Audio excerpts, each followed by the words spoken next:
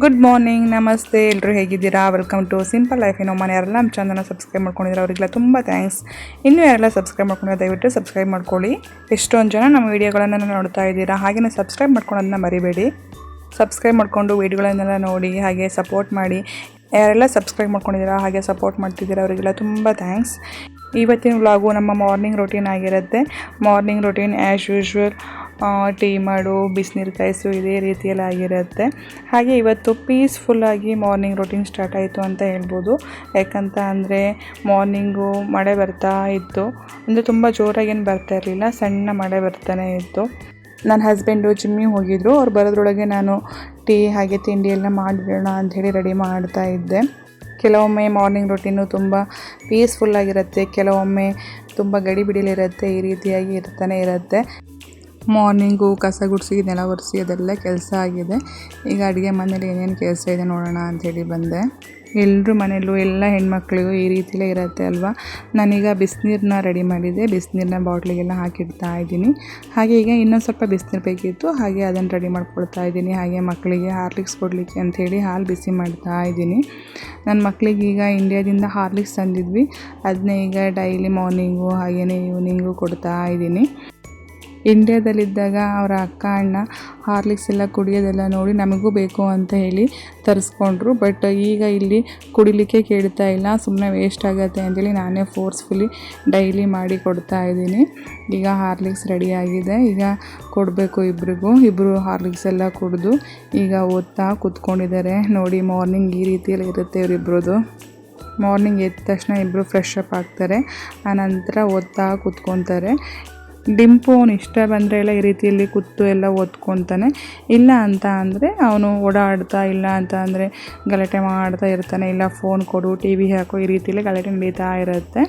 But ಕಂದಂದು routine ಈ ರೀತಿಯಲ್ಲೇ ಇರುತ್ತೆ. ಮಾರ್ನಿಂಗ್ ಇದ್ದು ಫ್ರೆಶ್ ಅಪ್ ಆಗಿ ಫಸ್ಟ್ ಅವನೆಲ್ಲ ಓದ್ಕೊಂಡು ಮುಗಿಸ್ಕೊತಾನೆ. ಅವನಿಗೆ ಓದಿ ಮುಗಿಸಿ ಆದ ನಂತರನೇ ನೆಕ್ಸ್ಟ್ ಅವ್ನ ಕೆಲಸಗಳೆಲ್ಲ ಸ್ಟಾರ್ಟ್ ಆಗೋ ಅಂಥದ್ದು.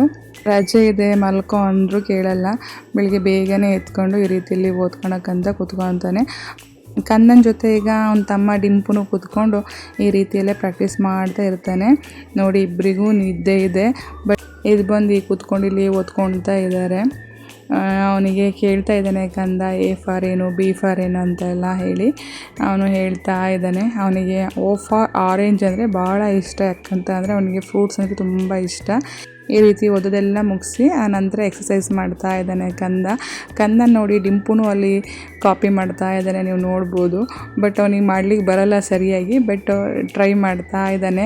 ಅವ್ರ ಅಜ್ಜ ಹೇಳ್ಕೊಟ್ಟಿದ್ದಾರೆ ಅವನಿಗೂ ಕೂಡ. ಫ್ರೆಶ್ ಅಪ್ ಆಗಿ ಓದಿ ಮುಗಿಸಿ ಹಾಗೆ ಎಕ್ಸಸೈಸ್ ಮುಗಿಸಿ ಈಗ ತಿಂಡಿ ಮಾಡ್ತಾ ಇದ್ದಾರೆ. ನಮ್ಮ ಮನೇಲಿ ಇವರೇ ತಿಂಡಿ ಮಾಡೋದು, ಇವ್ರು ತಿಂಡಿ ಮಾಡಿಲ್ಲ ಅಂದರೆ ಆಗೋದೇ ಇಲ್ಲ. ಮಾರ್ನಿಂಗ್ ಎಷ್ಟು ಕೆಲಸ ಇರುತ್ತೆ ನೋಡಿ ಇವರಿಗಾಗಿ.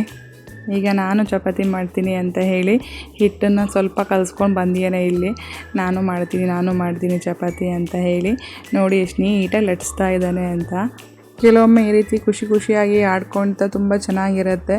ಕೆಲವೊಮ್ಮೆ ರಗಳೆ ಮಾಡೋಕ್ಕೆ ಶುರು ಮಾಡಿದ್ರೆ ನನಗೂ ಏನೂ ಕೆಲಸ ಮಾಡ್ಲಿಕ್ಕೆ ಬಿಡಲ್ಲ, ಆ ರೀತಿಯಲ್ಲಿ ರಗಳೆ ಮಾಡ್ತಾ ಇರ್ತಾನೆ, ಆಳೋದು ಆ ರೀತಿಲಿ. ನಾನು ಇವರಿಬ್ಬರು ಈ ರೀತಿಲಿ ಏನಾದರೂ ಆಟ ಆಡ್ತಾಯಿದ್ರು ಅಥವಾ ಕ್ರಿಯೇಟಿವಿಟಿಯಾಗಿ ಏನಾದ್ರು ಮಾಡ್ತಾಯಿದ್ರು ಅಂತಂದರೆ ಎಷ್ಟೇ ಕೆಲಸ ಇದ್ದರೂ ನಾನು ಬಂದು ಅವ್ರ ಜೊತೆ ನಿಂತ್ಕೊತೀನಿ. ಯಾಕಂತ ಅಂದರೆ ಈ ಟೈಮ್ ಮುಂದೆ ಎಲ್ಲ ಸಿಗೋದಿಲ್ಲ, ಏನು ಮಾಡ್ತಾರೆ ಹೀಗೆ ಅಂಥೇಳಿ ನಿಂತ್ಕೊಂಡು ಎಂಜಾಯ್ ಮಾಡ್ತಾ ಇರ್ತೀನಿ. ತುಂಬ ಚೆನ್ನಾಗೂ ಕೂಡ ಕ್ರಿಯೇಟಿವಿಟಿಯಾಗಿ ಮಾಡ್ತಾ ಇರ್ತಾರೆ ಏನಾದರೂ ಮುಂದೊಂದು ದಿನ ಬಾ ಕೂತ್ಕೋ ಮಾತಾಡು ಅಂತ ಅಂದರು. ಅವರಿಗೆ ಆ ಟೈಮ್ ಸಿಗುತ್ತೋ ಇಲ್ವೋ, ಫ್ರೀಯಾಗಿರ್ತಾರೋ ಇಲ್ವೋ ಗೊತ್ತಿಲ್ಲ.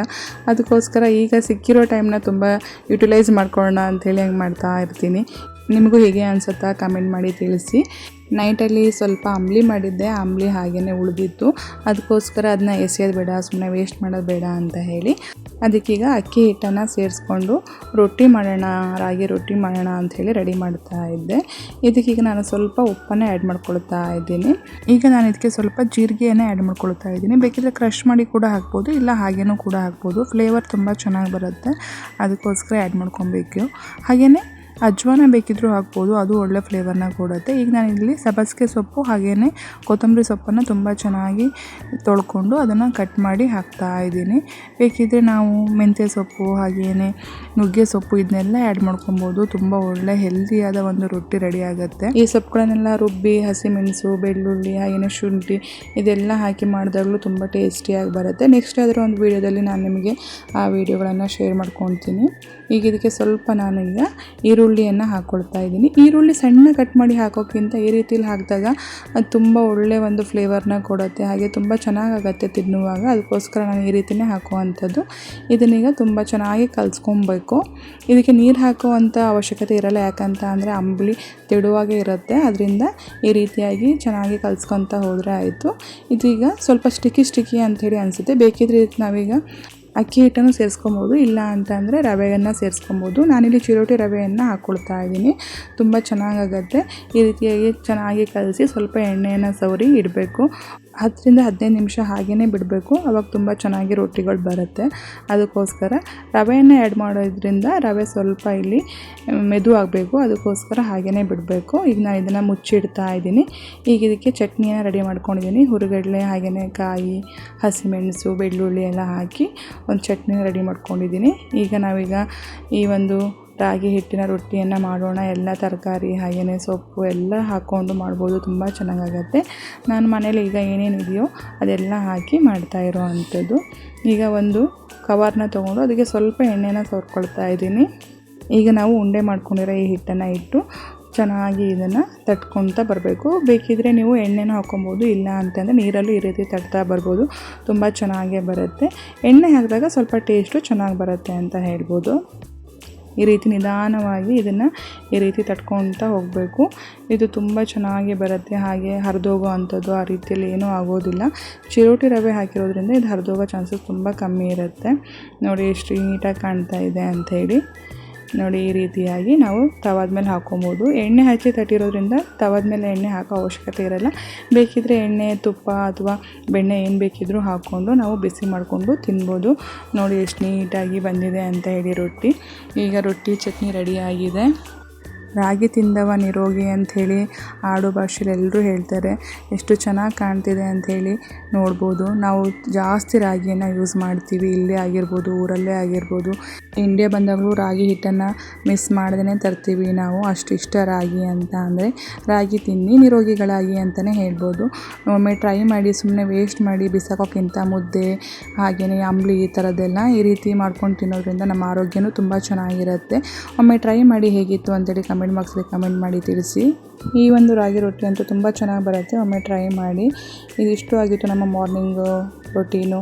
ಬೆಳಗ್ಗೆ ಎದ್ದು ಫ್ರೆಶ್ ಅಪ್ ಎಲ್ಲ ಆಗಿ ಹಾಗೆಯೇ ಕಾಫಿ ತಿಂಡಿ ಎಲ್ಲ ಆಗಿ ಒಳ್ಳೆ ರುಚಿಕರವಾದ ಆರೋಗ್ಯಕರವಾದ ತಿಂಡಿ ಎಲ್ಲ ಆಗಿತ್ತು. ಹಾಗೆ ಮಕ್ಕಳು ಕೂಡ ಫ್ರೆಶ್ ಅಪ್ ಆಗಿ ಅವರು ಓದೋದೆಲ್ಲ ಮುಗಿಸಿ ಎಕ್ಸಸೈಸ್ ಎಲ್ಲ ಮುಗಿಸ್ತಾರೆ. ಈ ರೀತಿಯಲ್ಲಿರುತ್ತೆ ನಮ್ಮ ಮಾರ್ನಿಂಗ್ ರೊಟೀನು. ನೋಡಿ ಎಷ್ಟು ಚೆನ್ನಾಗಿ ಕಾಣ್ತಾ ಇದೆ ಅಂಥೇಳಿ ಈ ತಿಂಡಿ ಪ್ಲೇಟು. ಒಳ್ಳೊಳ್ಳೆ ಆರೋಗ್ಯಕರ ಆಹಾರಗಳನ್ನು ತಿಂದು ಆರೋಗ್ಯವಾಗಿರಿ ಅಂಥೇಳಿ ಕೇಳ್ಕೊತೀನಿ. ಇದಿಷ್ಟು ಆಗಿತ್ತು ಇವತ್ತಿನ ವ್ಲಾಗು. ನೆಕ್ಸ್ಟ್ ವ್ಲಾಗಲ್ಲಿ ಮತ್ತೆ ಸಿಗ್ತೀನಿ. ದಯವಿಟ್ಟು ನಮ್ಮ ಚಾನಲ್ನ ಲೈಕ್ ಮಾಡಿ, ಶೇರ್ ಮಾಡಿ, ಸಬ್ಸ್ಕ್ರೈಬ್ ಮಾಡಿ, ನಿಮ್ಮ ಫ್ಯಾಮಿಲಿ ಫ್ರೆಂಡ್ಸ್ ಜೊತೆ ಎಲ್ಲ ಶೇರ್ ಮಾಡ್ಕೊಳ್ಳಿ. ಹಾಗೆ ಇನ್ಸ್ಟಾಗ್ರಾಮ್, ಫೇಸ್ಬುಕ್ಕಲ್ಲಿ ಸಿಂಪಲ್ ಲೈಫ್ ಓಮಾನ ಅಂತ ಹೇಳಿ ಪೇಜ್ ಇದೆ, ಅದನ್ನು ಫಾಲೋ ಮಾಡ್ಕೊಳ್ಳಿ. ಹಾಗೆ ಸಬ್ಸ್ಕ್ರೈಬ್ ಮಾಡ್ಕೊಳ್ಳೋದನ್ನ ಮರಿಬೇಡಿ, ದಯವಿಟ್ಟು ಸಬ್ಸ್ಕ್ರೈಬ್ ಮಾಡ್ಕೊಳ್ಳಿ. ಎಷ್ಟು ಜನ ಪ್ರೀತಿಯಿಂದ ನಮ್ಮ ವೀಡಿಯೋಗಳನ್ನೆಲ್ಲ ನೋಡ್ತಿರೋ ಹಾಗೆಯೇ ಸಬ್ಸ್ಕ್ರೈಬ್ ಮಾಡಿಕೊಂಡು ನಮ್ಮ ವೀಡಿಯೋಗಳನ್ನು ನೋಡಿ.